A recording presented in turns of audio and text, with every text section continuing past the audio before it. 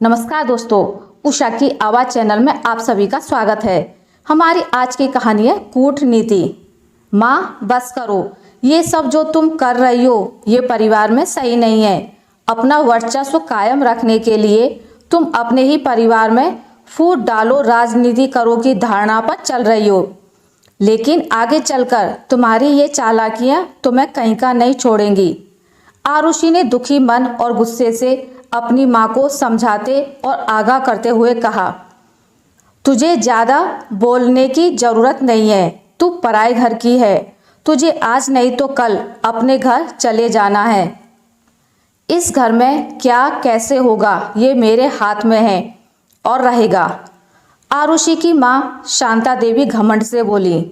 माँ की बात सुनकर आरुषि दुख से भर उठी और बोली, लेकिन क्या कभी कोई अपने परिवार में कलह करवाकर, परिवार के सदस्यों को आपस में भिड़वाकर और खुद भला बनकर राज करने की सोचकर खुश रह पाया है जो तुम रह पाओगी?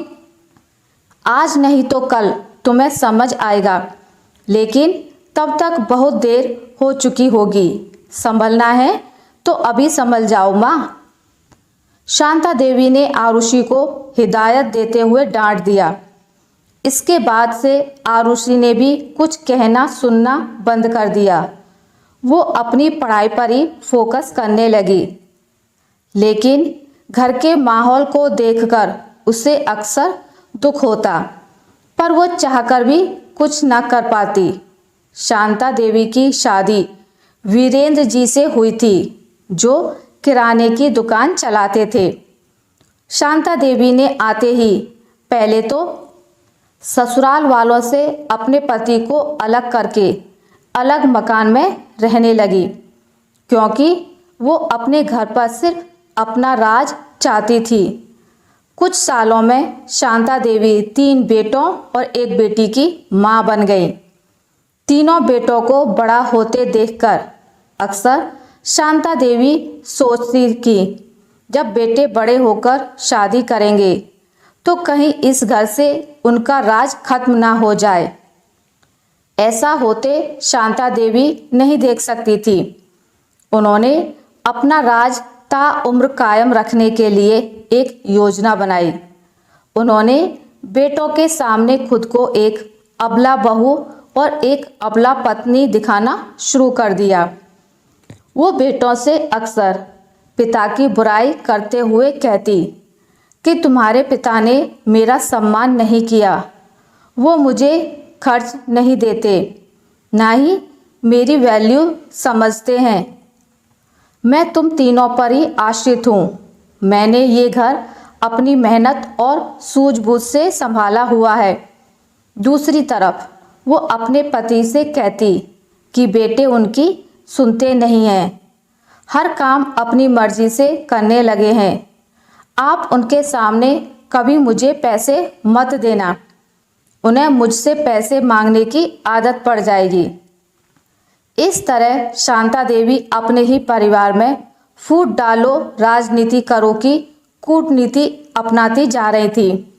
वो पति और बेटों को अपनी कसम देकर कुछ कहने सुनने से रोक देती थी, ताकि उनकी पोल ना खुले।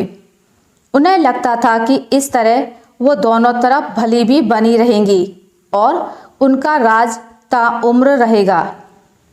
बेटों के दिल में उन्होंने ये बात बैठा दी थी कि उनकी माँ के साथ पिता और ससुराल वालों ने गलत किया है। शांता देवी सोचती थी कि अब बेटे उनकी मुट्ठी में हैं। वो शादी के बाद भी माँ के ही पल्लू से बंधे रहेंगे। शांता देवी की बेटी आरुषि माँ को ऐसा करने से रोकती, लेकिन हर बार शांता देवी उसे डांटकर चुप करा देती। आरुषि घर में रहती थी तो माँ की चालाकियों की गवाह थी। आज भी माँ बेटी की बहस हो रही थी, लेकिन शांता देवी ने आज भी आरुषि को डांटकर चुप करा दिया। कुछ वक्त बाद आरुषि की शादी हो गई और वो अपने ससुराल चली गई। वक्त पर तीनों बेटों की शादी भी शांता देवी ने कर दी।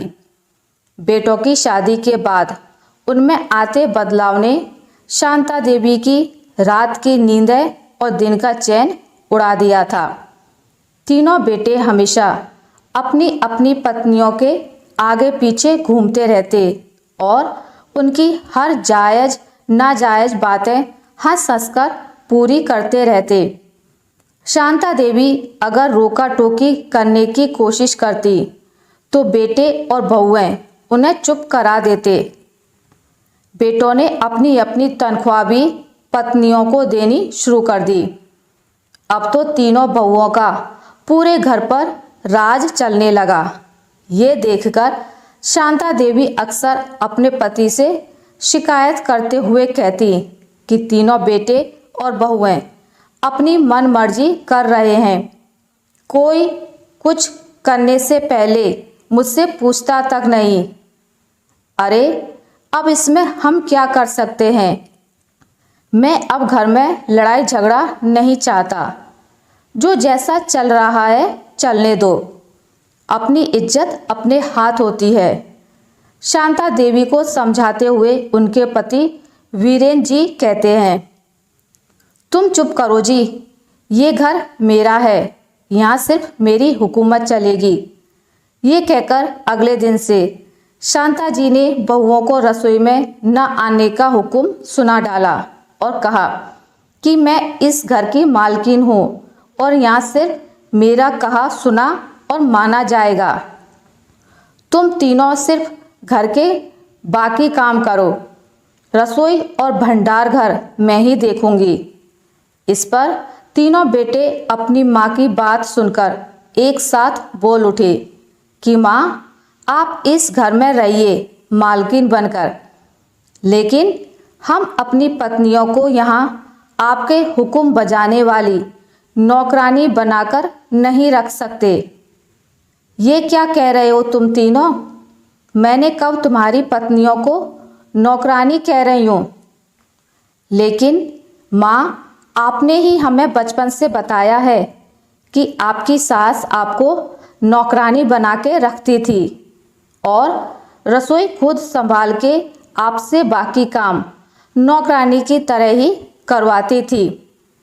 तो क्या अब आप हमारी पत्नियों से भी वही सब करवाना चाहती हैं? बड़े बेटे अरुण के मुंह से ये बात सुनकर शांता देवी सन्न रह गईं, क्योंकि उन्होंने ही खुद को एक अबला बहू साबित करने के लिए अपनी सास के बारे में बचपन से बच्चों से झूठ बोला था और आज यही झूठ उनके सामने आकर खड़ा हो गया। वो कुछ संभलते हुए बोली कि तुम लोग इतना कैसे बदल सकते हो?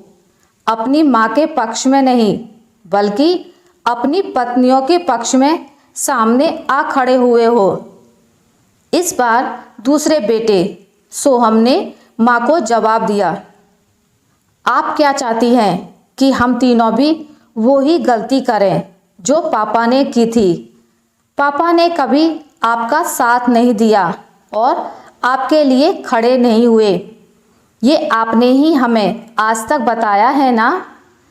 तो आपको तो खुश होना चाहिए कि आपके तीनों बेटे पापा जैसे नहीं निकले और अपनी पत्नियों के हक के लिए खड़े हुए हैं। ये एक और झूठ का थप्पड़ शांता देवी के दिल पर पड़ा, जिसकी उन्होंने कल्पना भी नहीं की थी। वो तो सोचती थी कि खुद को अबला बहू, अबला पत्नी बता बताकर वो सारी जिंदगी बेटों और घर पर राज करेंगी।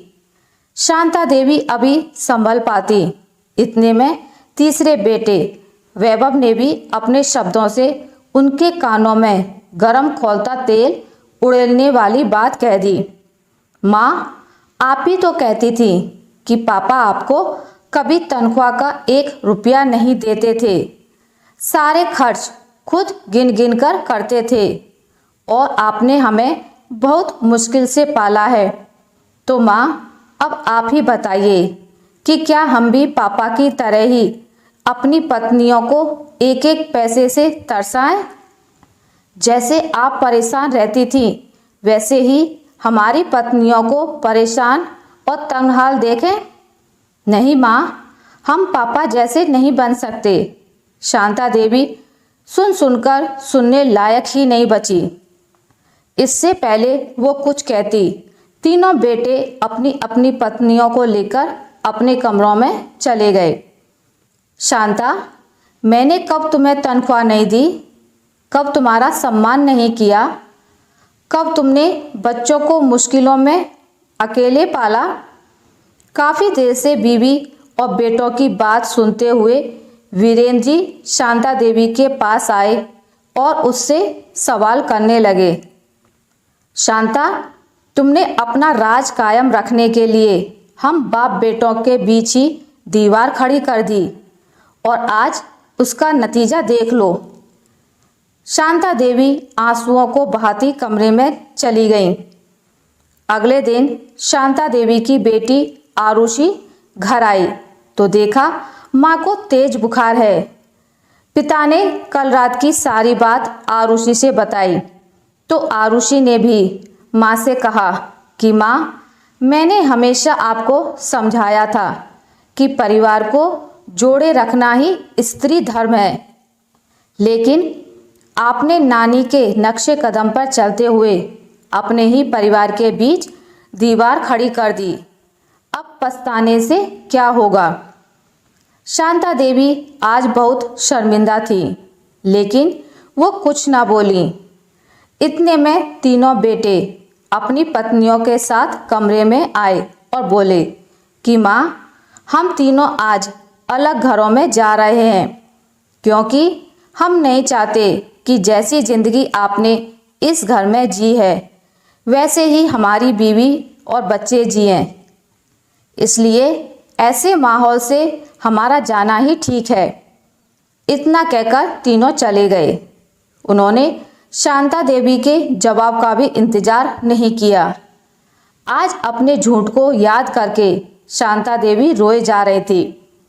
आज उन्हें एहसास हो रहा था कि वो तो सोचती थी कि अपनी झूठी कहानियाँ सुना सुनाकर बेटों के दिल में जगह बना लेंगी और जिंदगी भर राज करेंगी, लेकिन यहाँ तो बेटे बीवियों के लिए खड़े हो गए और उन्हें छोड़ गए।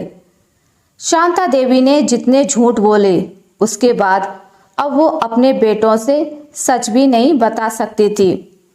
सच बताकर वो अपने बेटों बहुओं की नज़र में और गिर जाती। शांता देवी ने आज ये जान लिया था कि परिवार में ना चालाकियाँ चलती हैं ना कोई कूटनीति। परिवार में सिर्फ प्यार, समर्पण, त्याग चलता है और शांता देवी के पास ये तीनों ही नहीं थे, जिसका नतीजा आज सामने था। शांता देवी अब बस रोए जा रही थी। आरुषि और उसके पिता सिर्फ शांता देवी को देखे जा रहे थे, क्योंकि अब किसी के हाथ में कुछ नहीं रह गया था। आशा करती हूँ आपको मेरी आज की कहानी अच्छी लगी होगी। अगर आपको मेरी कहानी अच्छी लगी है तो इसे लाइक करें, ज़्यादा से ज़्यादा शेयर करें और अगर आप मेरे चैनल पर नए हैं तो इसे सब्सक्राइब करना ना भूलें। मिलते हैं एक नई कहानी के साथ, तब तक के लिए नमस्कार।